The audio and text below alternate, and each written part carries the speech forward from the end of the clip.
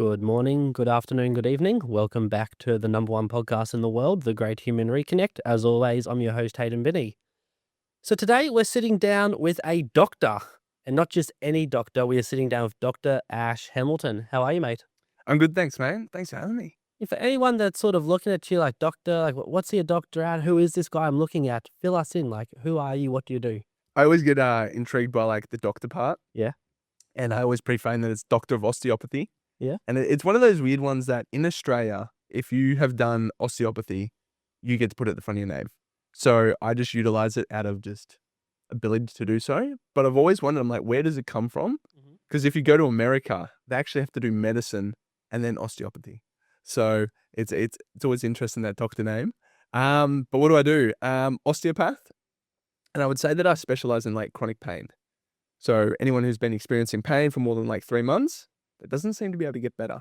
So run me through, obviously, when I mentioned to a few people in my personal life, like, what you do and stuff like that, they're like, oh, like osteopath, is that like a physiotherapist? Like, what's the sort of like distinction between the two? I feel like a lot of people, I don't know, might just be the people I'm talking to aren't very educated, but they're very much confusing the two, and they're sort of like, I don't really understand what an osteopath even does. It's a good question. It's one of those questions I've had to answer for a while, so hopefully I get it down pat. I like to say that these days it comes down to the practitioner. I think due to social media, access to education, that a lot of people are hybrid. So they might have gone to uni to study osteopathy or physiotherapy or myotherapy or chiropractor. That allows them to be able to, I guess, do what they do legally. But I find that these days everyone becomes a bit of a hybrid. But if you were to kind of summarize it, I would say that typically osteopathy is more hands-on based, and they like to pride themselves on being able to see the interrelation of different segments. So like, how does the musculoskeletal system, the cardiovascular system, the lymphatic system, how does everything talk to each other? But I like to kind of say it's like, that's the human body, so it's not really an osteo thing. Physios typically work with a lot of post-surgery. They can also work in hospitals, and they do a lot of the rehab kind of focus, if that makes sense. So, and then chiropractor, they're very like spine based. So they believe that everything kind of stems from the spine. So they kind of look at like, they would say alignment and be like, okay, you might feel something in your elbow. What segment does that potentially come from? So I like to kind of say, I've kind of taken a bit of everything and then just make my own, really. No, I like that. I mean, it comes into sort of that mind and body speaker and stuff that Yeah. I've seen you sort of relate to in a few of your videos, obviously. It's talking about what's happened in like the like more like emotions, like what's happened in the past, sort of leading up to that. 100%. I mean, if someone was to say the phrase to you, obviously, I'll say it in a sec, but like what comes to mind first? If someone's like, something's wrong with me. I would say that it is already putting yourself in a box, and it's going to make it very hard to get out of that box. And the reason why I say that is all beliefs are true, and your body or your mind, especially your ego, it's going to search for evidence to be right. And the hard part about things being right is sometimes it's at our own detriment, where it's like, someone who's like, something's wrong with me, they're going to find evidence to confirm that belief, even if it means you stay in pain. So I like to kind of bring up, especially how people describe their pain, to kind of highlight that, because we can do whatever we want. But if someone still believes there's something wrong with them, or they're broken, or, et cetera, et cetera, et cetera, it's very hard to kind of move forward. You mentioned before, like you like to specialize in like, the chronic pain and Yep. stuff. Does it get to a point where it's like most of the issue is just the mindset and belief that they have as they sort of, I'm a big believer, a lot of people like to play the victim card. Yep. Does it get to a point where it's like, you've done everything you can, like you've ran them through everything, but they're so adamant, like, no, there's something wrong with me, where it just becomes a mindset thing and there's nothing actually wrong. They just believe there's something wrong, and their belief then puts like that placebo effect on their body. 100%. Some people might be familiar with the I think, is it acronym or the saying be plus do equals have. And a lot of people talk about it in terms of like goal setting. It's like, who do you need to be? What do you need to do to have the goal? And I've been kind of thinking of like, how do I bring this mind body concept? And I like to view the be as like the identity, the beliefs, and the perceptions. The do is kind of like what most people do. That's the rehab, that's the nutrition, that's the sleep, that's picking modality or therapist of choice. And I find that so many people focus on the doing. And if the doing ain't work, they keep doing. Mhm. And they keep searching and trying to find things to do. And it makes sense, we grow up in a world where physical injuries make sense to just be purely physical. However, to kind of get back to your question, we don't often identify the beliefs, the perceptions, or the identity that is kind of keeping that person in that, I guess, pain cycle. And there's a thing called secondary benefits. And I like the quote, and it's an absolute kicker, and it's having is evidence of wanting. And if you kind of like sit with that, it's like it implies that everything that you are experiencing at this moment in time depends on the area of life. On some level, you want that. And people are like, no, absolutely not. Why would I want this? Why would I want this? And it's a phrase called secondary gain. And this is what kind of the answer to your question is, people don't realize that they're getting secondary benefits out of their pain. And I can kind of talk from my own experiences. I jokingly say I was the best hypochondriac, to the point where I had 26 times to the doctors in 6 months. And I had 3 doctors, just in case the other doctors didn't know I was a hypochondriac. And it was debilitating. Like, I literally couldn't sleep. We were learning about pathology at uni. I was convinced I had everything under the sun. It's hard to study for a subject that you think you then have. And it wasn't until I realized that I was actually benefiting from it. I didn't know how to voice my emotions at the time. I didn't know how to ask for support. Felt like a bit of an outside. And my family would pay for me to go to the doctors and all these MRIs. And it's like I was getting all these things from the anxiety, as uncomfortable it was. And when I realized that, again, you can't change what you don't know, it was like a light bulb switch, and like health anxiety hypochondriac kind of disappeared. So I think that to go back is like people don't realize how they're benefiting from pain. And I like to talk about, is it being a voice? Is it your way of saying, hey, I can't do that because of my back, my neck, my this, when really they don't want to do the thing, but it's easier to kind of use that as the voice than being judged for being like, hey, I actually don't want to do that thing. I love that. I mean, I've got something similar, but like I've never thought about it in that way. My mind is going thinking back. I'm like, that is, I can't believe I never thought about that. Like, it seems so obvious now that you've said it. The little thing that I've sort of like coined, it's sad story syndrome. Like Yep. obviously taking away from obviously the health and side of it, like in people in their personal lives and stuff, they like to harp on and harp on about all the bad things that have happened because it's like as humans, we are all like movies. We all love when the underdog wins, when that little guy beats the big guy. It's like deep down, we all like being that underdog because we feel like the win and it's gonna be so much more special when we pull it off. But a lot of people just keep getting stuck and it's like a drug being an underdog. They get stuck on that and then the validation, like people, I've got a friend of mine who like he's been through some stuff, but like he's over it and stuff now, but like he keeps on pulling at it for like sympathy from people. And it's Yeah. like, why do you do like, why do you keep like making that little comment? Was it a necessary comment? No, like you were wanting people to be like, oh, poor you. Mm, Oh my God, you're amazing to have got to this position because all these bad things have happened to you. yeah. And it's quite crazy now, obviously, slightly different topics and stuff, but it's like, I love how you just worded that. It's so fascinating. That's why I love human behavior. I love finding out like, why do we do what we do? Why do we think? And why do we get stuck? And it comes down to a lot of these kind of like behavioral things. And I pre-frame that we have all sides, and like, I've got a victim in me. I love to be a victim at times, right? And there's nothing wrong with that, but I find that people don't know how to come out of it. Yeah. And it's like, yeah, tell your story, get your sympathy, but can you ever get out of that story? Mm. And that's the thing that sometimes, unfortunately, people get stuck. Try and get a little bit more of your sad story, I guess. But Yeah. okay, let's dive in. Obviously, you mentioned before, obviously going to doctors and stuff like that, and deciding to go into the career path that you've chosen to. Like, I'm sure there's like a big why you decided to go into that. Then obviously specialize in that chronic injury. Yeah. What in your life led you to picking this path you're living right now? It's a good question. When I was 12, Yep. I was in WWE, and all the neighbors in the court, we used to Yep. like dress up, play the theme songs. Who was your Like, favorite fighter? Rey Mysterio. Okay. Yep. Yeah, I love the mask and the 619. That's a flashback. Yeah. I used to be a massive into WWE as well. I've not. The day I found out it was fake, it was like the world was ended. Devastating. Yeah. We used to have like cut out like cardboard and put like staples in it so we could hit them with a chair and it like produce blood. But Oh, that's awesome. Yeah, I used to walk around and just like sweet chin music, everybody. Oh wow, that's some flashbacks right there. Sorry. Yeah. talked to that in probably like 16 years. Wow, how's this WWE? But I was doing now I've actually forgotten the name of the thing. I think it might have been the US, when you get them on their shoulders. Yep. Right. And I was doing it to a neighbor and I hurt my back. Yep. And I went to a therapist again. It just happened to be a physio. Didn't work for me. It's not to imply that physio doesn't work. Didn't work. Mum got recommended an osteo, went there, and it helped.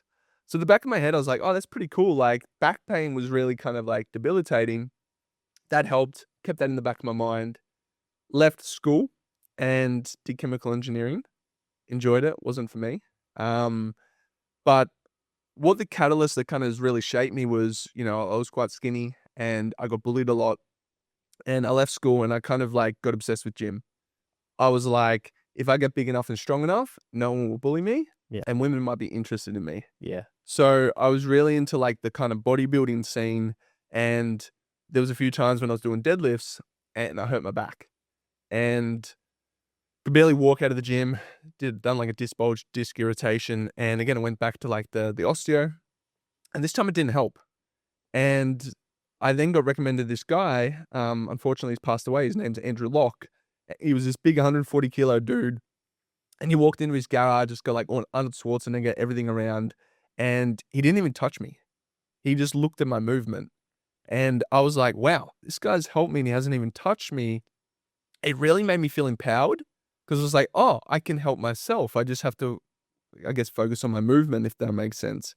So I kind of like spent the rest of uni being like, this hands-on thing is a waste of time. I'm going to be like this guy. And I was then going to be a PT and go to Sydney and stuff. COVID had other plans. Gyms closed. Osteo stayed open.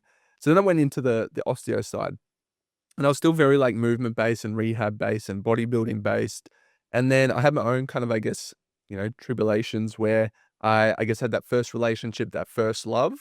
And that was probably the first single-handed moment that really kind of flipped my life upside down. I didn't know how to deal with it.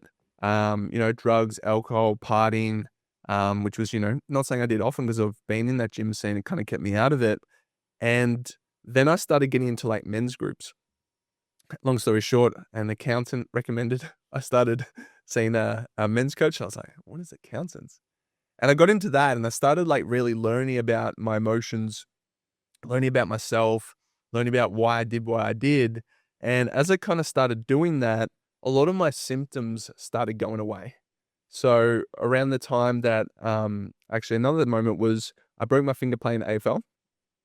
And I couldn't work for 4 months. So I couldn't play footy for the rest of the season. I couldn't work because I was a lifeguard. Had to modify my gym, which was my identity, and I couldn't participate at uni. And I had all these gut issues, and I followed this guy who was the go-to guy for gut health. And I followed this protocol to the T for like 9 months, strictest diet, all the supplementations, and I didn't really get better. And it wasn't until I started working on myself and started expressing a lot of these emotions that I started being like, these gut issues are actually getting better. Why is that? And I realized that no one had ever asked me about what had gone on right before the gut issues. No one asked me how it impacted my work, how it impacted uni. I was at uni, so I didn't have a lot of financials, but it was quite an expensive protocol. How, my friendship groups were impacted. And I found that when I dissolved a lot of that charge around that moment, my physical symptoms kind of started getting better. And that's when I then started like becoming more, into this chronic pain. I started like naturally just attracting different clients. And I was like, do I go into psychology? Because it's helped me so much. And I was like, well, what happens if I kind of bring what I've learned in my own life to the clinic in injuries and kind of stay into what I do? Yeah. And that kind of like opened up the chronic pain side of things. And then through being curious, I just started seeing all these patterns and things that I thought were once upon a time 100% biomechanics, 100% movement, 100% physical, started getting cleared up by talking about emotions, beliefs, events that happen around that time when they first got the pain. So there's kind of like, I guess, a bit that kind of has definitely shaped me to who I am now. And do you use all of these things that you've like proven that have worked with yourself with your clients and stuff now moving forward? Yeah, Yeah. so I like to call it the whiteboard. So if a client comes in with me, I like to say, your cup filled up. Yeah. And when your cup fills up, you get symptoms. For some people, that's psoriasis. Some people, that's migraine. Some people, that's back pain. And then through like learning about their story, who they are, not what the scan is, not what their assessment is, not what their body is, they give you so many clues through the words they use, through the things going on in their life at that period of time. Because I jokingly say it's like, if someone's had a big night out, they're like, vodka and that do not go together. I'm like, never touching them again. Same thing happens with injuries is we create like a neurotag, which is like an association. And we associate and we take the environment and the emotions and the people in our life and all these things and we stick it together. And our injuries are a subconscious reminder of that period in our life. And I find that if you can kind of go back there and clear that, they then have the resources now. And that kind of comes from a thing called, it's in thermodynamics, is energy can't be created and it can't be destroyed. And if the body can heal itself, why do you not have the resources now to be able to heal so? And I typically find that the resources are either people in the future, but most commonly they're stuck in the past. All the resources are going back there, so they're not able to heal now. So if we can go back there, kind of dissolve the charge, dissolve that period, we can now move forward with the physical, and usually that means that they can heal. You're a bit of a life coach as well. It's like obviously that I can only imagine it's like someone might come into you and obviously they might be like, "Hey, I've got this chronic pain and stuff," but by the end of it, they're like, "I've no longer got chronic pain, and I feel like my whole life's a lot clearer, like all the bad shit sort of gone." I mean, obviously you find it rewarding. 100%. Yeah. And I think it comes, from like everyone, whatever's helped you Yeah. is usually what we're passionate to pass on to the world. And I found like with my own experiences, it was that human part. Everyone wants to be seen, heard, loved, all those Yeah. things. And I feel like if you can kind of make that individual feel those things, not only is trust built, that connection's built, but it kind of allows you to like help that person then move forward. That's awesome. I mean, obviously clients that say first come to you or like people that you just see just third party and stuff like that. Like, what's the biggest lie people are told about chronic pain and stuff like that? The word that came straight to mind is management. We got to manage it. And, there's nothing wrong with management. But again, it's like we talked about like words and boxes and all these things. It's like to say I'm going to manage it doesn't really open the possibility to kind of get better. So I kind of like to say again, all beliefs are true. What beliefs do you want to believe that's going to serve your goal? And it's like, if you believe it's going to be managed, well, we can work with that. But if you believe you can get better, well, if that's the goal, why not start believing that? And I know it's hard because, with the thing about beliefs being so true, we usually have a lot of evidence to confirm it. And, I like to kind of bring attention to people as like, whether it's in their own life, and I believe that we all have moments of the opposite opposing belief, but also finding people that have that belief to be true. That's why autobiographies are so great. If you want to learn someone's beliefs, read their autobiography. And that's same with like scans. Like I like to use my own stories where there was a study done and this person had an MRI. It was the worst scan they'll ever see. And there was this other person who had the best scan you'll ever see. And the person with the worst scan had no pain. And the person with the best scan was in debilitating pain. And the reason why I share that story to clients sometimes is it's now an opportunity to start believing differently, that they're like, oh, I got told because of my scan that this is my outcome and this is how things have to be. But if I can tell that story, they can start, oh, I might be able to believe differently. Which one's going to serve me? Believing my scan is the road to an end, or that my scan might be part of the picture, but it doesn't determine the outcome or the whole picture. And just by those things, and even like I tell people, it's like on a scan, I still have a disc bulge, but I have no pain. And they're like, what? Really? And I don't do that to bring attention to me. I bring that attention to, again, change the belief that it's like, oh, I thought because my dad had back pain, he had it for the rest of my life, that that's what back pain was. Again, belief system, right? So yeah, I find that if we can kind of work with the individual and provide that evidence, we start shaping a different outcome. And my ultimate goal is someone to be able to say the gift of injury, that they leave having had this experience, seeing how it was a blessing, how they can be grateful for it, how they've learned from it, how they've become a better person from it, how learning how their physical symptoms are actually unlock those parts of them that might help them in their relationships, their business, and their personal life.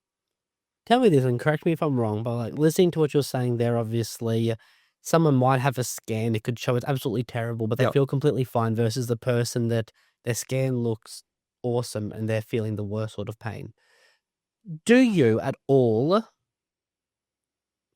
like, what are your thoughts on, like, more of the traditional GPs, doctors, and stuff like that? Do you, So obviously, listening to, like, you talking and stuff, I could be completely wrong. It's like, you've got this approach, obviously, a few of them might disagree with and stuff, and Yep. on the flip side, obviously, with what you do and stuff, because 'cause they're gonna look at things very black and white, be like, "Oh, your scan says this. Oh, you've got this terrible thing, Yep. blah, blah, blah, blah, blah," or like, "You nope, there's nothing here. There's nothing wrong with you, Yep. like, it's all in your head." Like, what's your biggest issue, if you even have one, with, like, your traditional, like, like, GPs and stuff like that? I would say these days it's a lot more compassion than I once had. And I think it's understanding that GP stands for general practitioner. And as much as they are a position of authority and they are a position of guidance for many people, that they haven't specialized in like musculoskeletal injuries. And if they've learned that you use a scan, well, that's all they know, right? And that's why some you can find really excellent doctors that have changed their perspective, maybe through their own experience. But I also kind of say it's like, due to the nature of allied health and, medical stuff, there is certain governing bodies that say you need to do this, but also from an insurance standpoint. And it's like if a doctor wasn't potentially to kind of prescribe through a scan, and someone was to come back, they might be eligible. I forget how to say the word, but so sometimes it's a lot of that, but it's also, I guess, like just they only know what they know, and they potentially don't have the tools or the awareness. It's like the doctor or the surgeon who's like never squat or deadlift again. And I say to my clients, do they look like that person deadlifts or squats themselves? And the answer is usually no. So it's safer to give an answer of don't do that and it come back to them and, potentially was a bad outcome than kind of giving advice on something they don't really know. No, like, listening to, like, you talk and stuff, it's like, one thing you mentioned, like, one thing I've always had sort of my entire life, like, bad skin, like, psoriasis, Yep. dandruff, stuff like that, Yep. but it's always sort of been thing like, as a kid, it's like the parents are like, every doctor, every dermatologist, stuff like that, and it's like, it never got better. They just kept giving me, "Okay, this didn't work. Okay, let's give you something stronger. Okay, that didn't work. Let's give you something stronger." That's like I felt like as a kid sometimes, like, my face would just be constantly, stinging, not because of, like, say, the psoriasis and the skin stuff, but, like, just from the amount of chemicals and shit that I Mm, was putting on my face, and it's crazy. Once I, like, became an adult and had a bit more of a control, I've noticed it's how much of a, it's not just it's more of a lifestyle and more of, like, the things I find, when I'm training in the gym, being healthier, like, diet's a big thing. You can very clearly tell with me when I've been eating good versus eating crap. But the other big thing is stress. yep. Stress is a big thing. It's 100%. like I could have like today is like I could be running around like a mad truck, making sure I've got everything stressed out, like making sure I'm gonna be here on time and everything. I'll come in, I'll look red, I'll start getting a bit flaky. I'll be like, "Oh, this is terrible." But then it's like within a space of like 2 hours, yeah, I feel like I look in the mirror, it's like it's all sort of like starts to disappear. It starts to go away. But it's really crazy how it's like what you do outside of the condition, like health, sleep, diet, work, anything that can make a bigger change on anything in your life. 100%. And it's funny you say that because I had like psoriasis and eczema like last year. Yeah. And it was quite a eye-opening experience for me because for me, it was a little bit of like I was eating well, I was training well, I was sleeping well, like I was doing all the things. Again, the do part, right? And then I started like kind of like being reflecting, like, okay, cool. What would I say to my clients? And for me, I realized that it was a lot of build up frustration. Yep. And I didn't know how to handle conflict. And I looked at the moments when it started, and it was right after like a heated conversation. And like I didn't know how to deal with that conflict. And that heat just went to my skin. Yeah. And it was so interesting, that stress part where it's like I worked on that part alone, and it's just like I wouldn't even say I have it anymore. I'm better now. I can get away from my diet isn't great, like, it Yep. isn't as present, but the stress, as you said, like, you feel the heat in your body, you feel it Yeah. come to your skin, it's crazy. I mean, like, do you find like, what's the biggest difference you find between pain caused by stress or pain getting made worse by stress? It's a good question. I think straight away I kind of think of like chicken or the egg, if that makes sense. Okay. And it's like, again, it's like, is the stress from the back pain that's causing the impact on their life? Or was it the stress that then led to the back pain? And if I kind of go based off like what I would lead with, I would say it was the stress then that gets perpetuated through the symptoms, if that makes sense. So again, I like to say that when the cup fills up, you get symptoms. And let's just say it was back pain. Typically, the theme that created the back pain gets maintained with the symptoms. So, for example, let's just say, the back pain was like, I feel like I'm just carrying, or like, I won't be okay. Life is too much. And it's like, I just don't think I'll be okay. And I think that that was the case in me. My cup was already 95% full. Life was too much. And then I do a deadlift. Again, I like to say gravity in life was the thing I'm trying to stand up against. I couldn't. My back, my foundation kind of broke, per se, lack of a better word. And then the feeling that I had with the back pain of limitations in how I can move and all those things just reminded me of that difficulty that I was experiencing with my perception of life. So I would kind of lead with like, probably the stress caused it, but then the theme that was actually the stress gets perpetuated with the symptoms. It's like, let's just say we're frustrated with that conflict and my skin breaks out. Then it's itchy and it's irritable and it's all those Yeah. things. And it's just reinforcing that kind of like frustration. So, yeah. Yeah, you see it, then you get more mad because you can see Yeah. it, and then it gets worse, and then, yeah. And it's like that. It's just like, again, that cycle now that just keeps going. I'm just picturing so many times I've been wanting to go somewhere, and it's like, "Oh god, can I make it look better? Can I make it better? Put some water on it. Yep. Water will make it disappear when it comes back," and then it's just like, yeah, they just get more frustrated because it gets worse and worse and worse from Yep. there. I mean, would you say that there is a type of person, per se, who is more prone to getting chronic pain? Do you find there is any sort of relation to whether it be sort of a type of person as to who they are work-wise or anything in particular that sort of will have them more prone to it? It's hard for me to answer, and sometimes it can be very hard to be polarized because I believe that at a fundamental level, I like to view the yin and the yang, Yeah. and the left, the right, the up, the down, the masculine, the feminine, that we all have all traits. So I believe that within us, we all have the ability to have chronic pain. And I think that, our lifestyle and our environment and things we go through might be that trigger where, someone's been so independent till they're 40. And imagine that they lose 3 family members. And that stress was so debilitating, so intense that they didn't have the tools to be able to deal with that. And then maybe potentially through their pain, they were able to get support. They were able to get like reassurance. They would be able to get care. That people will listen to them. They like all these kind of like benefits that they got from pain. They remember like, wow, I need that. And if they can't recognize that, it might keep going and maintain that pain because they might not have had the strategy. And it's a bit extreme, but again, this is through my own belief system. My grandma, I believe that this is what's playing out. So my grandma's a typical grandma where she was the woman of the home. And my grandpa was like the man of the house. And all their life, she's cooked, she's cleaned, she's taken care of him. And he's just done his thing. My grandma hates conflict, right? And in recent years, she had back pain, and that back pain led to a surgery that went wrong. Now, because it's gone wrong, she's had drop foot, she's now got a walker, all these things. The first time in her life when my grandpa's now cooking, cleaning, taking care of her, all these kind of things, if that makes sense, I would say that there is on some level this secondary gain because at the age she is, she's not necessarily going to learn these skills of how to ask and deal with conflict, but her pain is allowing her to have these things. Okay. So I would say that because of her, environmental stressor or her circumstances, it then created this situation where now, because of the pain, it's more likely to stay chronic. I mean, if you sort of had to say the top 3, the Yep. big 3, in sort of behaviors that we do in our Yep. normal day-to-day lives that lead on to more chronic pain. I think a lot of it comes from our conditioning. And I think a lot of it comes from like our upbringing with what we've experienced and our nervous system. And I find that our nervous system, sometimes people refer to like fight, flight, freeze. And I think that we all have a component of all these different kind of like areas of the nervous system.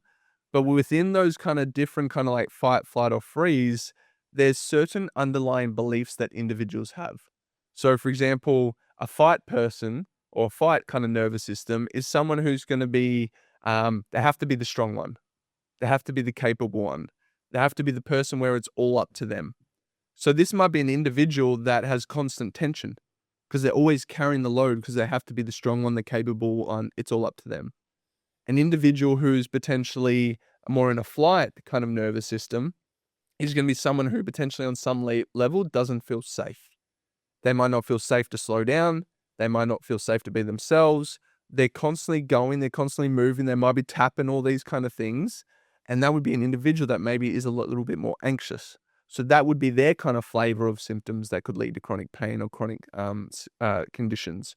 Then you got more the freeze, and this is an individual on some level that believes that they won't be okay, that maybe there's something wrong with them or that they don't matter. Quite heavy emotions. And that individual might have a lot of things where they withdraw, they procrastinate, they don't try things. Maybe that's more of a depression kind of thing. And I find that they're kind of like different nervous system states that kind of maintain that chronic pain. And an example would be is like, say you had a car accident, but today you're fine. You might still be stuck in your nervous system back in that car accident. That might put you into a fight, flight, or freeze response that then, some would say changes your breathing pattern, which then changes like your pH levels. And then over time, this can cause these metabolic changes inside of you that might lead to high blood pressure, metabolic disease, heart attack, different kind of things, like all these different presentations. So I would kind of say, again, it's like, I don't want to say that physical stuff isn't physical, but it's always both. And it's like, again, chicken or the egg, but it's like, usually it's a nervous system state that has a chain reaction in these all systems in the body that then creates that chronic pain that that individual experiences. And that's why some people, they're like, my stress is my traps. Other person, it's in their back or their knees, or it's a migraine. So I think that everyone can have their own flavor based off those nervous system kind of like biases. So do you believe all pain is curable? It's a very tough one because I sometimes think of like, extremes, like, someone who's in a wheelchair. And, in that case, it's like, it is hard to kind of like, can they get fully better? But then, you do hear these kind of exceptions of people that were in a wheelchair and they did make a full recovery. And again, if we kind of go back on that belief things, it's like, I desperately want to believe that that's a possibility. And, I think as you more evolve, you get more evidence by seeing it that then confirms things. But because I haven't seen a lot of people in wheelchairs, I can't have that certainty and confidence with that presentation. However, I believe that, from the extreme, from some people with psoriasis, some people with a migraine to even cancer, I believe it's still an accumulation of that cup filling up. And if that's the reason they've got the symptoms, if we empty the cup, then create a bigger cup, increasing that capacity, I do believe that they can move forward and heal.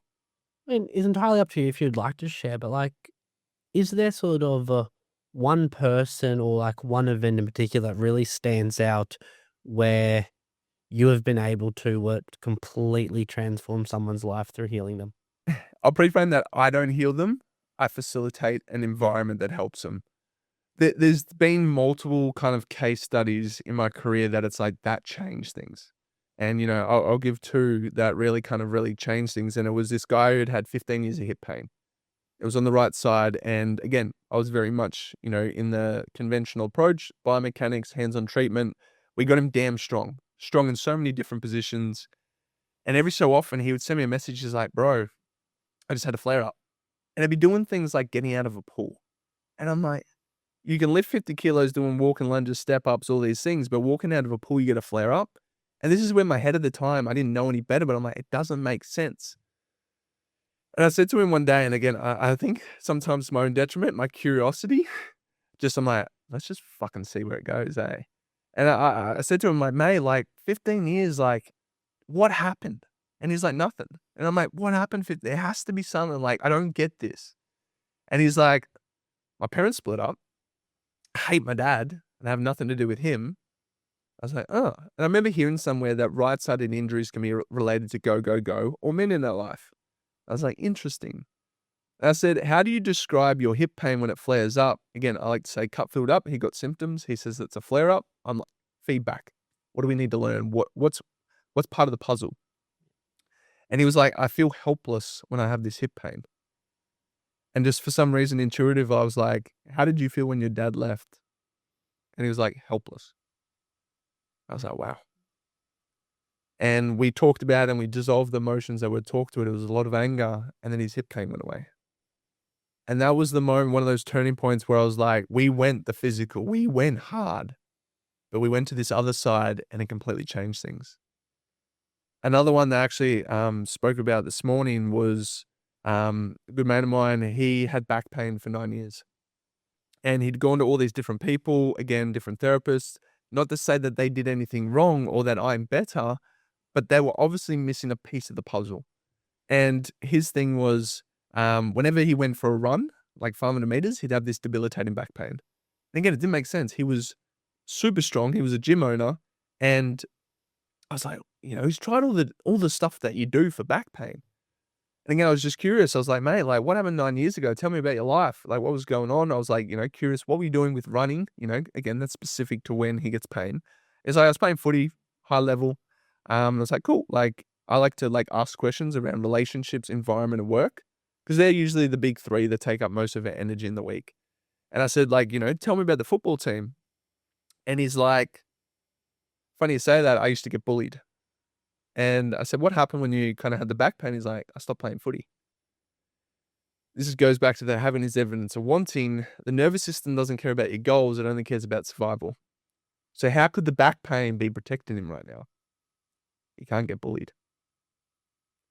And we just got him to sit with it. I said, I want you to go back to that moment. I want you to sit with those moments of being bullied and feel those emotions. And he felt those emotions. And I asked him this one question. I'm like, do you need back pain to keep protecting you from being bullied? And he's like, no. I kid you not, 2 weeks later, he sent me a message. He's like, bro, I just ran 3K, the furthest I've run in 9 years without pain. And it just, again, was one of those moments where it just blew my mind. And, sometimes people can have a lot of shame and guilt when they realize these things. They're like, you telling me it was that easy? And I'm like, you are so powerful that your body subconsciously, no fault of your own, you didn't have any tools at the time to know better, created a strategy to keep you safe and to get you out of trouble. And if you're that powerful unconsciously, what happens if you chose consciously the new strategy? And, it's that he can hold himself, he can protect himself. And yeah, time and time again, I just get blown away by, again, how these symptoms are actually serving us. And I like to say to clients, I'm like, what do symptoms mean? And people say it's wrong, it's bad, something's wrong with me, I got to fix it.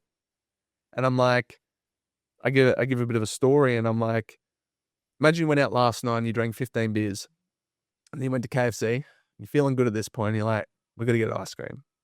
And then you get home late, you sleep 4 hours because you've been out drinking. And I say, if you woke up the next day feeling fresh, is that healthy? People are like, probably not.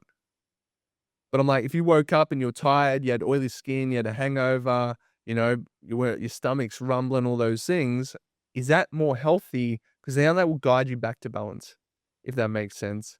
So I like to kind of reframe what symptoms means to people. It's feedback. It's helping you. You just haven't seen the benefit yet. And that's why I say the gift of injury or the hidden benefits is like, we just were unconscious. Again, no fault of our own. But knowing where to look, knowing what questions to ask, we can find this kind of hidden order to the symptoms, thank the symptoms, and move forward. I could be completely wrong here, but listening to you share those stories, obviously it's insane, just what can happen. But you mentioned before, obviously people holding certain parts of their body sort of will hold obviously the pain and stuff like that. Is there any sort of correlation between obviously the pain you're feeling physically to the pain you're feeling emotionally, mentally? I think there's definitely a big correlation. And, again, pre-frame that you still do both, Yeah. But it seems more often than not that, if you've got some stuff, a lot of tension around your neck, you probably have a inability to speak up, to voice your desires, to voice your needs, all these kind of things. Again, the throat, right? So typically that individual will have a flare up or tension around those moments where they haven't spoken up. They don't feel like they matter. They don't feel like their voice is important. They may be misunderstood. So that would be the big energetic block. And then if you do that, and then obviously add in the physical stuff, free up the neck, free up the traps, maybe release the jaw, you're going to help that person move forward. And I like to kind of view it instead of emotional, mental, physical, view it as energy. And it's like, what's the entry point that we need to go to free up that energy? Because if we free up that energy, the body can heal itself. So I used to it's all emotions. And I'm like, people are like, Ash, it's physical though. And I'm like, I get it. And I realized it was how I was talking about it. And it's like, I'm just trying to find ways that free up the energy so that your body can heal. And sometimes it's just physical alone. And they don't need to know, I guess, the metaphysical, emotional, mental part. And that's why I say chronic pain, because acute pain, let's just say you woke up, you had a sore neck. You probably don't need to go into it. Releasing the neck, maybe some anti-inflammatories, some rest, and treatment might be enough to get you through that. However, my thing is like, why, if this is a pattern that keeps on happening, okay, cool. Why does this keep happening? You don't need to buy a new pillow. It's not the pillow. Yeah, that's always an interesting one. I rarely think that it's the pillow. Mhm. I think that injuries are symbols. And, 3 topics that come off the top of my mind was a guy that's like, Ash, like, do you think it's my pillow? I've got neck pain. And then he went away camping, slept in the worst conditions and had no pain. So again, is it the pillow? And I asked him, I'm like, when do you not get pain? He's like, when I sleep in the other room. And I'm like, oh, why are you sleeping there? He's like, I said, what's the go with your current mattress? And he's like, well, the missus wanted to get a new mattress and I didn't want to. So subconsciously, every time he sleeps bad on that mattress, it's reinforcing that he didn't want to get that new mattress. That frustration, right? I had another client who had a flare up during a storm. And again, I just get curious and I'm like, what do storms reflect to you? And they're like, anger, frustration, they're scary. And I'm like, what's your relationship with anger? And they're like, I absolutely hate it. I avoid it at all costs. So again, that would be enough to fill up the cup, right? Another client was riding their motorbike just randomly and their back pain came back on. And again, I'm like, what is the riding a motorbike a symbol of? And like, funny you say that, we'd talked about this prior, so he was able to go there. He's like, every time I used to ride the motorbike, my missus would absolutely abuse me and call me selfish and all those things. So again, there's these anchors, right, to these environments that again fills up the cup. Because I say to people, I'm like, well, let's just play, more a victim or like a helplessness card. Well, if it's let's just say the pillow, the motorbike, or the storm, it's like, well, you're just unlucky. You can't change anything there. Whereas if you can identify these triggers, and I truly believe that there's always patterns. Physical pattern, I get pain with squatting.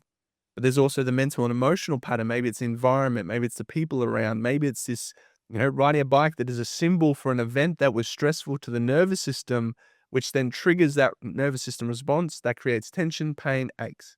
Listening to this, I'm now trying to do a lot of self-reflection right now, just thinking, because I'm like in the last 2 weeks, mid back pain, like that lower trap Yep. area. I'm like, it's just been flaring up like crazy. And now I'm like, I've just been sort of looking at it as if oh, maybe I've just been sleeping wrong, or maybe I just haven't been thinking. But now I'm actually sitting here thinking, okay, what's actually changed on a more personal level, and doing sitting here right now, I can start to feel the pain and stuff in it. Yep. It's not crazy. It's it's subtly there. I can feel it coming. It's gonna get worse. And then I'm like, okay, what's actually now talking to you? It's like, okay, what could be the meaning behind this that I'm feeling right now? Hmm. It's And, insane. you said to us, like, people are like, I'm sleeping wrong. And, this is the thing that people say with the pillows. They're like, oh, it must be my pillow. And I'm like, how long you had the pillow for? And they're like, a while. And I'm like, 2 months ago, did you have any issues sleeping? They're like, no. I'm like, so why is it the pillow? Yes, there's times where the pillow, it's no feathers left and there's stuff like that. Yeah. But it's like, there's been a pattern change. And it's easier to blame a pillow than to self-reflect and be like, I'm actually uncomfortable right now. I'm not coping right now. Usually a lot of night pain is subconscious stress. And, I guess being vulnerable and say that you might not be coping as well as you are. And that's where, I would, based off your one is like, okay, what environments are you in when you feel that pain? I think once I say, I feel like I've already sort of got the answer for myself and Yep. stuff. I mean, all right. So what it is, right? Yep. Is obviously, so I mentioned before, I had the exterior cleaning business and stuff I was doing. I've sort of, it got to the point of that I'm pretty much, I'm done with it. I'm sick of Yeah. it. I don't like doing the work anymore, and working for chemicals and stuff. I was getting chemical burn all the time. It Yep. just wasn't nice. I pretty much just stopped it. Didn't work for ages. Decided, sort of live off money, savings and stuff like Yep. that. Traveled around a bit, and then obviously okay, I'm gonna do the podcast and stuff. Doing the podcast, and then I'm like, oh wow, I'm burning all of my money. Obviously, this isn't doing it. So what I have done, I've then sort of gone back into part-time sales sort of work, Yep. which I feel like I'm figuring myself out right now. It's the self like, it's crazy how once you actually start talking about something, like, it figures out. Like, I told myself, it's like, I'm never gonna go work for somebody again, never gonna go do this again, and I've been, like, going through, like, doing this thing, like, going through the training for it and stuff, and it's like every time I'm sitting there at the desk and stuff, and now I'm like, well, it's obviously because, like, in my head, I have some sort of, like, feeling and emotion towards this. I don't wanna be here and stuff. I Yeah, don't wanna be doing this, and now my back's like, it doesn't wanna be here, it doesn't wanna be doing it, so it's giving me the pain. and it's uncomfortable probably, isn't it? It's weird, it's taken me having this conversation right now to then go back and just be able to figure out why my back has been killing me, yeah, for the last 2 to 3 weeks, which is exactly how long I have been doing this. Yeah, it's crazy, Mm. and you could even go deeper and be like, what does going back and working for someone else mean to you? Failure. And it's like, if you sit with that, Yeah. and it's just like, there's the tension, right? Mm. It's pretty crazy when you kind of like start seeing it. It's just like, a lot of the time I say to people, it's like, I know there's something. It's just like, how do we get there? It's getting it out of someone. Yep. My problem is I'm probably too much of an open book sometimes. But that's awesome. I mean, obviously, speaking about, like, obviously, body, muscles, areas and stuff, like, is there, like, a part of our body that, like, as humans, we sort of, like, underappreciate and sort of underutilize, like, the benefit of it? I actually don't know how I'd answer that question. I don't think there's a specific area. Yeah. I think that, you know, again, if we look at a spectrum, there's movement and there's not movement. And typically, symptoms or imbalances occur when we're very one-sided. So, if you are kind of like doing no movement, you're probably going to get a lot more stiffness in certain areas. But I don't think there's a specific region that I'm like, oh, that is more times than not, an area of discomfort or issues that keep walking into the clinic.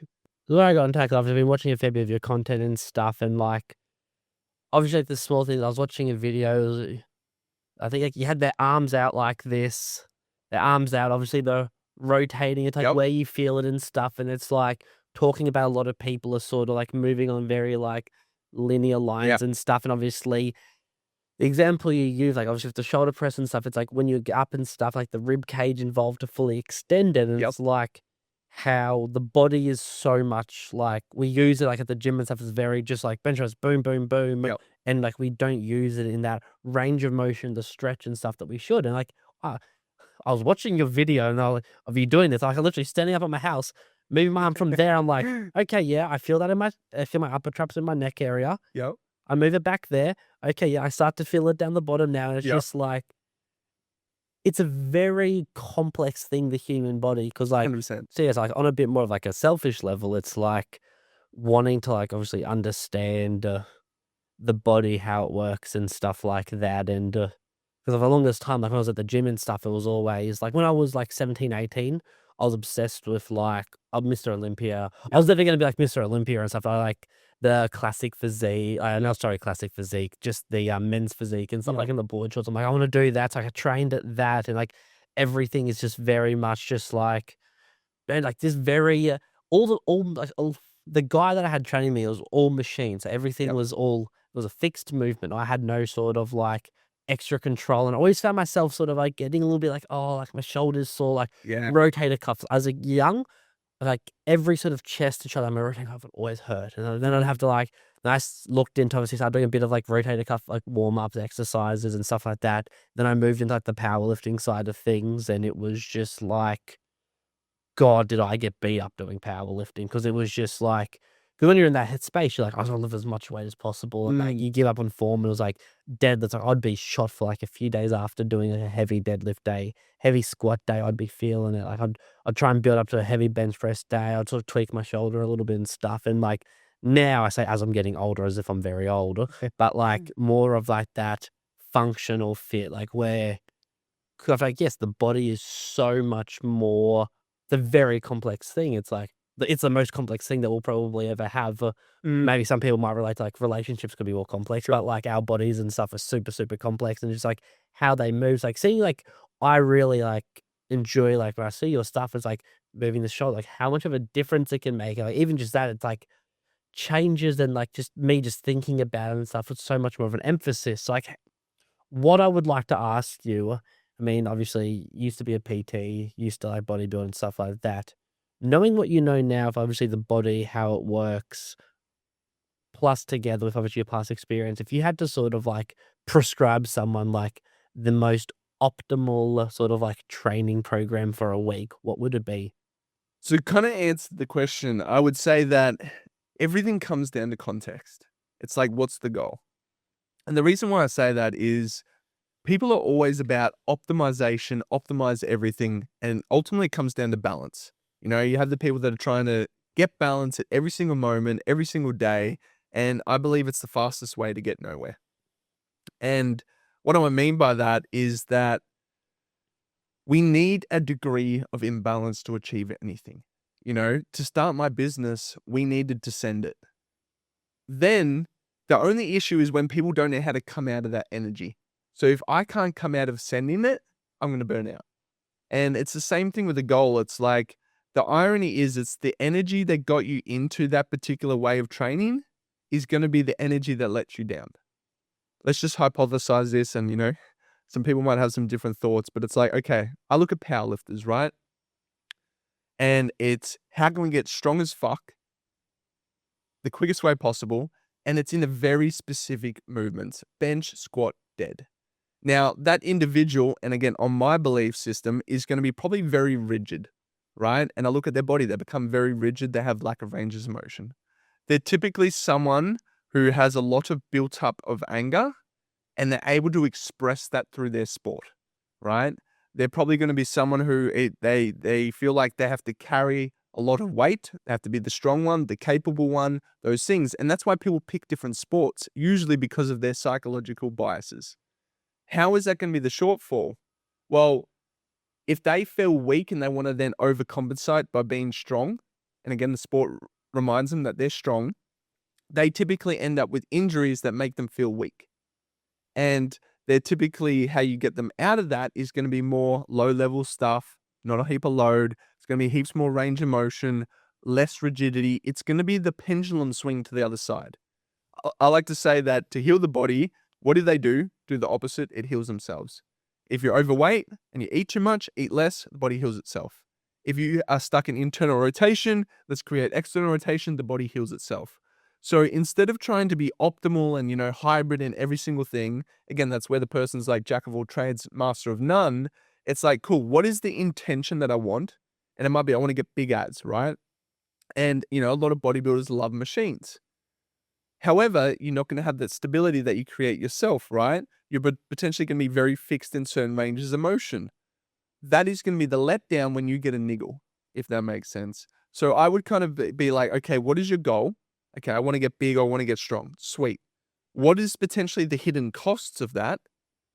And then how can you potentially add that in to negate some of those kind of like offsets?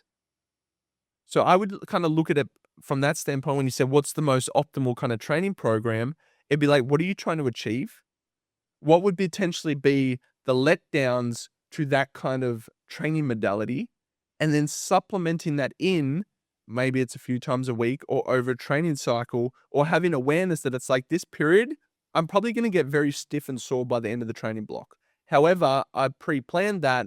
And the next phase, I'm going to give myself back some of that stuff that maybe is neglected with that kind of training modality.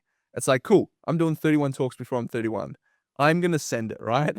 It's going to require a lot of travel and energy and things like that. But I have to have forecasts that's like, how can I create space and time as I go, but also afterwards to probably neglect a lot of that energy out? How can I give energy back to myself? So maybe the next goal is less output driven and it's maybe a bit more introspection, pivoting, leveraging, kind of slowing down. So it's like having that awareness of the goal. Okay, cool. For that season, you need to be polarized to get an outcome. However, if you don't know how to come out of that outcome, and that's the individual that hustles, and they don't know how to ever slow down, they're the individual that then burns out because then they have to learn to slow down. Want to shift a little bit, obviously, away from everything you do to sort of a little bit more about Yep. you. Obviously, you mentioned a fair few things there. First of all, burnout. Is burnout a real thing, in your opinion? I think a burnout is just the symptom of a disconnect between the mind and the body. And what do I mean by that is typically it occurs with people that are very mentally strong. You know, David Goggins, they can push through pain. And that is a great trait to have. However, they're very good at suppressing the body, suppressing that signals that's like, hey, slow down, mate. You need rest. So the burnout is like, hey, you didn't listen to the body. Now you're forced to. And, it's the same. It's like the feather, the brick, or the bus. If you don't listen to the feather, you're going to get a brick. And if you don't listen to the brick, it's like, bang, we're going to force you. And, I think someone wrote a book called When the Body Says No. And it's like, they're then forced to, again, just do the other side. Because I jokingly say that if you wanted to run 100 meters on one leg, you wouldn't do too well. And you'd run on two legs. But when it comes to life, individuals try to run one-sided. Always go, never slow. Always strong, never weak. Always suppressing emotions, never expressing. And it's, again, not about doing those at the same time, but it's having the tools that you can come out of those biases so that you can be more rounded as an individual. I think that's very true. Like last night, I attempted to run a marathon last night. Yeah, wow. It was on 6 day. I decided literally on Monday. Yep. I'm like, I'm gonna run a marathon. Have I trained at all? I had not trained leading up. I've not been to the gym or anything for wow. ages. Had not done anything, and then like leading up to it, I'm like, this will be great. I think I did 1 6-kilometer run was like my practice leading Yeah. up to it and stuff. So I did it last night. I didn't quite run. I didn't run a marathon, but it's like it was so true. It was just like I had to listen to my body so much because it sort of got about that 10, 12-kilometer mark in. My body just was not used to that sort of stress and stuff because it's like I'm currently a lot fatter than like what I should be and stuff, like for what my body like knows it should be and stuff. But it was like I could feel it, my knees, my ankles, and I could start to feel it through like my shins and stuff. I'm just like, I can keep running this. Like it'll probably turn into a walk, but like at what cost is it Yeah. gonna be thing? 100%. And like I had to make that executive decision. I'm like, which I'm still struggling with it because I feel like I'm still like, it's still my cope answer as to like why I didn't do it. Because it's like, oh, I didn't do it. Like at least I don't feel too bad today. At least I can walk. At least I can still be a lot more present here in this moment and stuff like that. Like run me through, obviously, and everyone at home as well. Like, what is the full purpose, and not just like what you're telling people, but like the real purpose behind these 31 before 31 videos, and like what is the real meaning behind it all? I think it comes down to the reason why I'm so passionate with a lot of my message and how I view the body and how I view humans is that it comes from having my own struggles. And when you overcome these struggles, you become passionate because you're like, wow, this tool really helped me. And I've lived a lot of my life in the past. And that past was someone who felt powerless, someone who felt like success was not for them, it was outside of them, that other people can do things, but I can't. And having done a lot of work on myself in recent years, I think I've got to the point where it's like, I don't need to hold on to that story of woe is Ash, that sad story that we talked about at the start. All goals kind of come from either a pain, we're either moving away from pain and we're trying to kind of avoid it, or we're trying to move towards pleasure. And I think this 31 Talks Before 31 has come from my own past. A lot of my upbringing, I felt powerless. I felt like success was outside of me, that other people could have it and I couldn't. And having spent the last 6 years really diving into who I am, learning about myself, I feel like I've been able to let go of my past stories. And I've always had this goal of wanting to be a speaker, but I didn't tell anyone that goal because it's like these whole things of like, to be a speaker, you have to be X, Y, Z. You have to have achieved X. And I really kind of owned that goal last year. And 31 Talks Before 31 is really wanting to step into that, I guess, identity and that future that I want to have and have it now. And I realized through my own burnout last year that I was trying to be successful, working 7 to 7, 6 days a week, because that's what you have to do to be successful. And I broke it down to being successful means you can create the life you want, which implied that I didn't believe you could create it now. If you want to go into the manifestation thing, they talk about how can you own that thing now so it's not outside of you, because as long as it's outside of you, it creates pressure, time, dis-ease, hustle, because you're trying to chase that thing because you think there's a void. So I was like, how can I create the life I want now? So me wanting to step into that speaker is like, I want to be a speaker now. Okay, cool. That's the goal. That's the context, like the training, right? What do I need to do? Well, I need to get reps. And the play on words was a bit of fun for my birthday. 31 talks before 31 kind of rhymes.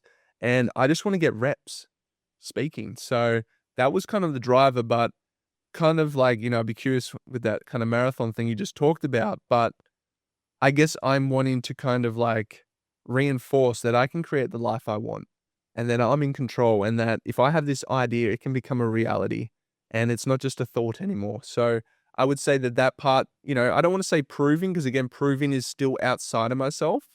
And I like the saying, you don't get a six pack, you reveal a six pack. We've got all these traits, we've got all these qualities. We just don't know how to sometimes bring them out or get the shit in the way that's stopping it.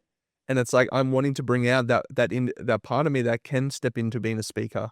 So I would say that is the big driver, and just wanting to share this message with people. Yeah, so the season I'm in at the minute, it's like by the time I turn 24, it's unfucking my life in the X amount of days leading up to that.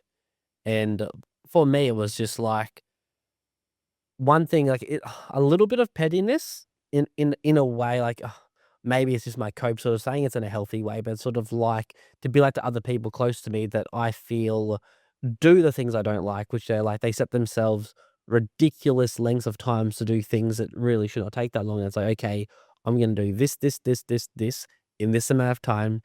Obviously for myself and my self benefit, but just to be like, hey guys, like pick up your shit. Like you can be doing this as well. There's no reason why you can't.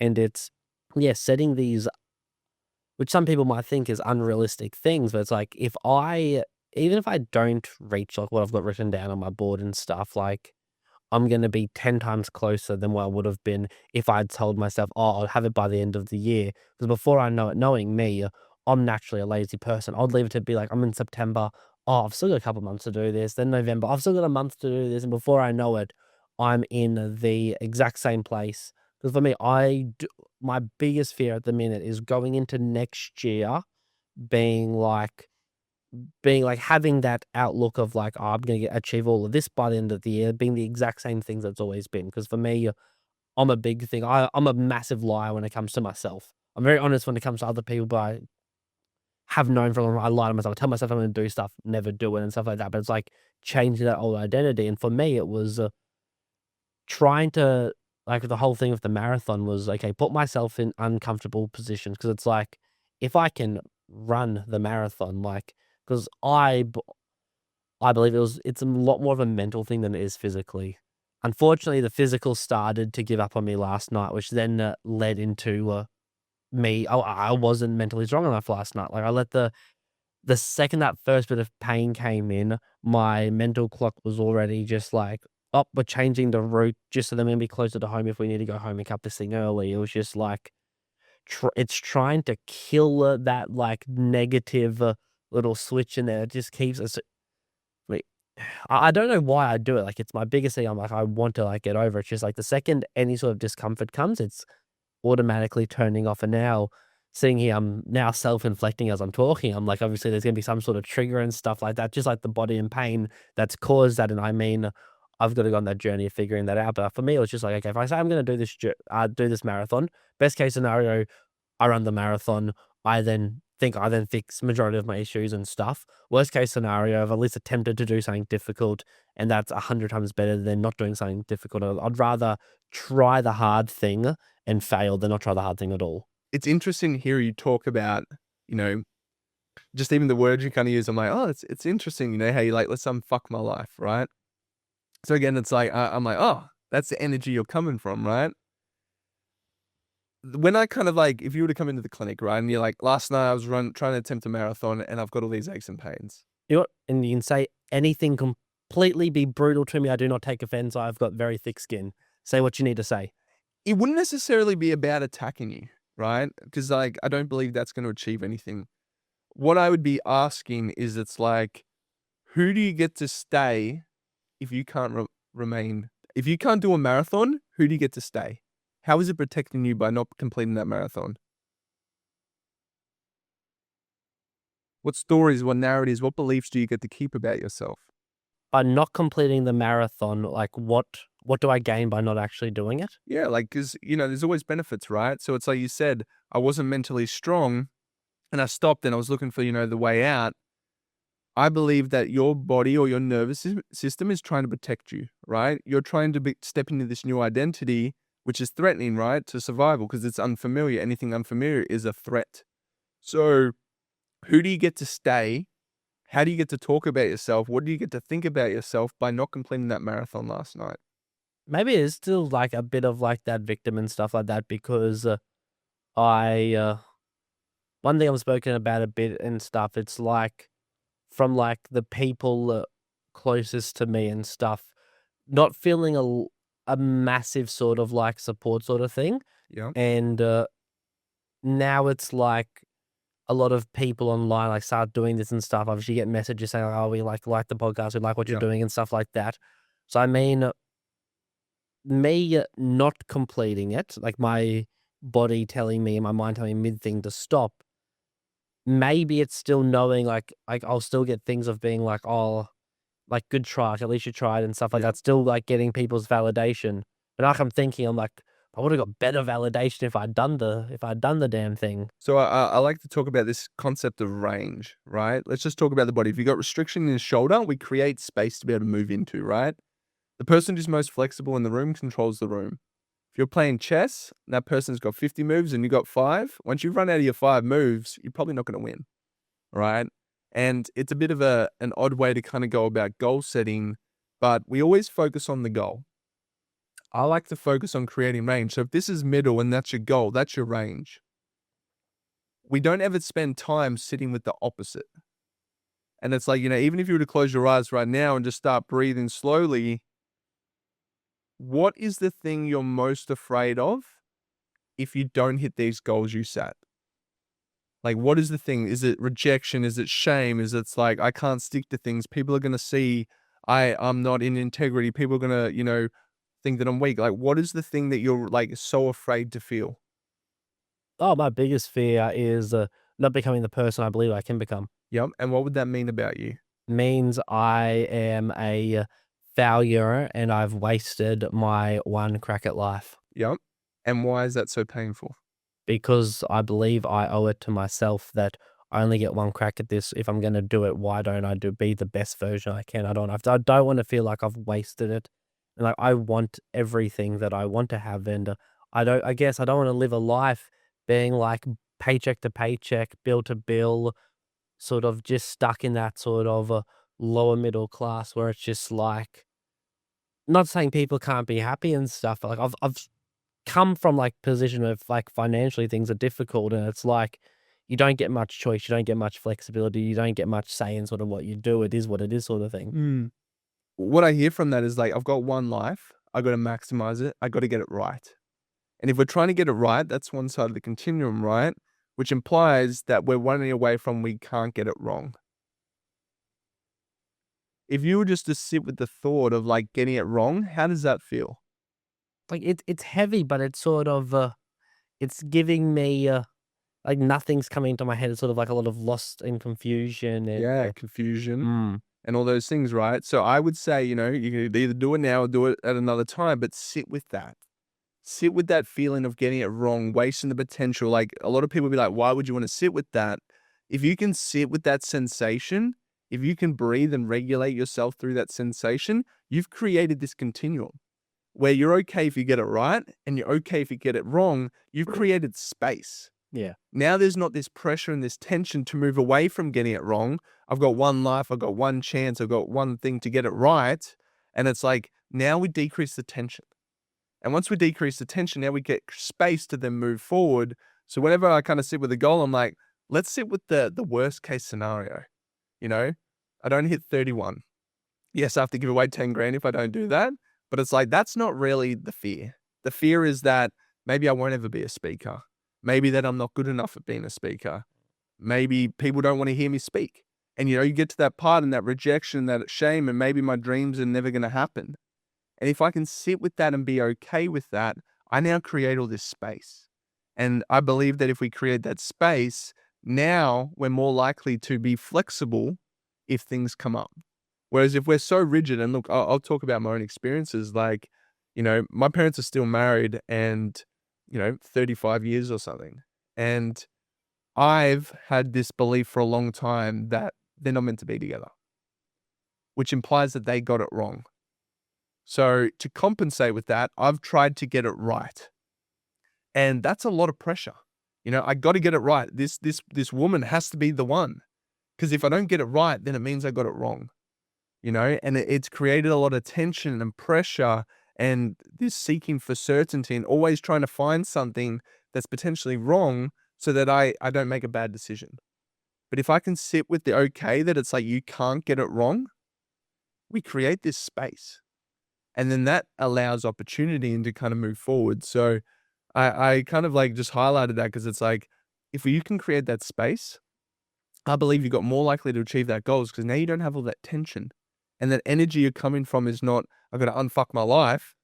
It's coming from like, I'm choosing these things. I'm okay with all possibilities. Because again, if the energy I'm coming from is I don't want to get it wrong, I'm going to create situations that confirm that you can get it wrong. And it's really crazy how that kind of works. It's like the individual who go because they don't want to be lazy. Because if they think they're lazy, that they're then unvaluable, they burn themselves out. They have no energy, which means that they're lazy, which means they can't be valuable. So they have to then feel that part of themselves that's not valuable. And that's why I'm like, everyone's going to have to achieve, because we're both side of humans, choose it proactively, integrate it, so that you don't have to reactively feel it or experience it, if that makes sense.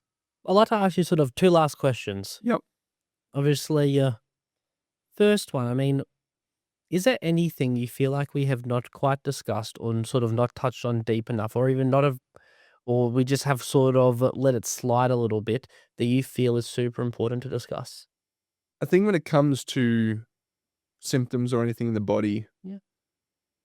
it really comes down to just the individual. Yep. And if individuals can accept both sides of them, again, I believe that we're one-sided because we believe that this other side is unlovable, will be abandoned, it's not good enough, we'll lose things. If people can realize that again, energy can't be destroyed and can't be created. And if love's an energy, it can't be lost. Yet we think, and again, comes back to that sprinting analogy, if you be all of yourself, all sides, the shiny and the rough, then your body will work in conjunction with that. And I believe that's all symptoms are, is they're just bringing these unloved or disliked parts of ourselves to fruition to give us the opportunity to integrate it, to love it, so we can be more rounded. And when we're rounded, the body heals itself. So I think that would be my biggest message is it's like, if you can integrate these two sides to the human nature, that's when you get to be more yourself. And, sometimes people say, oh, I wasn't being the true me when they start learning about themselves. I'm like, no, you were, but you never thought you could take off that hat because you thought these other hats weren't lovable. And I had that my own experience with being an osteo Ash, right?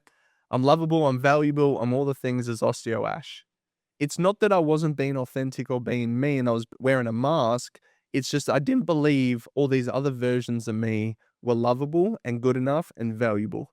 And that's why I'm so passionate about, I guess, bringing these things to fruition, loving these parts, because then you realize you can be, create that range. I can be Ash to osteo, I can be Ash that's lazy as and does nothing, and I'm still loved. And that creates the space and the freedom to now do things with your life. So I think that would be like, if I was to say there's anything that's been left unsaid, that would be something I'd want to drive home. I love that, and probably, you may have partly sort of answered sort of like my closing out thing, and you can reiterate if you'd like to, but, like, everything you've ever said to any client has been erased. Anything you've ever said online, erased. Anything you have said or potentially going to say in your future, in your next 31 and 31 talks, what is the most crucial piece of advice, most important, just in most important 60 seconds that you want to leave with the world? This one comes from my own self, and it's like, there's nothing you have done or haven't done that means you're not worthy of love. And the reason why I say that is a lot of the times we get stuck in the past with a lot of this pain and symptoms is because we believed that we were not worthy of love, or that we lost love, or something we did or didn't do was, losing that. So I think that at the core of my message, osteo and the body and the mind is the vehicle that I guess I bring this kind of message through. But it's really just that. It comes down to acceptance. And, I've rejected so much of myself in my life, and it's caused me so much pain and so much discomfort. And the more I've learned to accept those parts and integrate those parts, I get to be more me. And then the fulfillment in my life across all boards just improves dramatically. Awesome. Well, thank you for today. Thank you so much, mate. Appreciate you making the trip, guys. This here was another episode of The Great Human Reconnect. Until next time, stay safe.